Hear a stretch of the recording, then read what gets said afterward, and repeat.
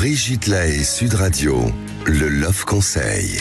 Alors le sourire intérieur, c'est quoi le sourire intérieur? En fait, c'est un sourire qui nous permet de paraître plus sympathique. Vous voyez, par exemple, là, actuellement, je parle au micro, vous écoutez ma voix, et si j'ai envie que ma voix soit plus agréable, je souris.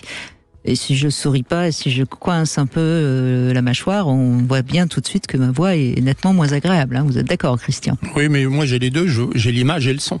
Oui, et c'est vrai que lorsqu'on a ce sourire intérieur, hein, c'est-à-dire qu'on est dans une ouverture de la bouche, hein, si je puis dire, eh bien, on paraît plus aimable. Et c'est pour ça que je voudrais vous inviter à relâcher votre mâchoire inférieure.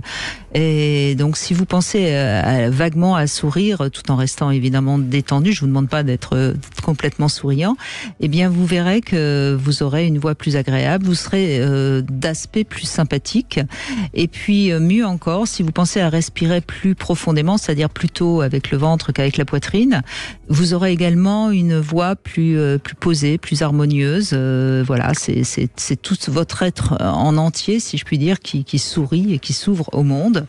Et quant à votre regard, il faut également qu'il soit large, c'est-à-dire un peu panoramique, pas le regard qui fixe sur un point. Vous savez, il y a des gens qui vous regardent, on a l'impression qu'ils sont en train de vous percer.